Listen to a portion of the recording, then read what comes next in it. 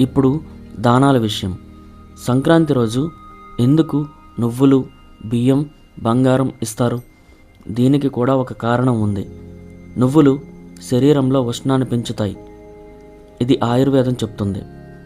శీతాకాలం నుంచి బయటకు వస్తున్న సమయంలో శరీరానికి ఉష్ణం అవసరం. బియ్యం జీవనాధారం, బంగారం స్థిరత్వానికి ప్రతీక. అంటే ఈరోజు చేసే దానం ఒక సంకేతం. శరీరం బలంగా ఉండాలి, జీవితం కొనసాగాలి, భవిష్యత్తు స్థిరంగా ఉండాలి. ఇది ఆచారం కాదు, ఇది ఒక కోడ్. ఇప్పుడు ఇంకో ప్రశ్న. మన పెద్దలు సంక్రాంతిని కొత్త ఆరంభంగా ఎందుకు చూశారు? ఎందుకంటే ఇది కేవలం సంవత్సర మార్పు కాదు, శక్తి మార్పు.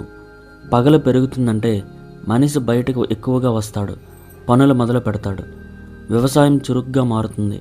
అందుకే ఇది ప్రారంభానికి సరైన సమయం అని వాళ్ళు గుర్తించారు. ఆధునిక ప్రపంచం కూడా ఇదే చేస్తుంది, కానీ వేరే పదాల్లో.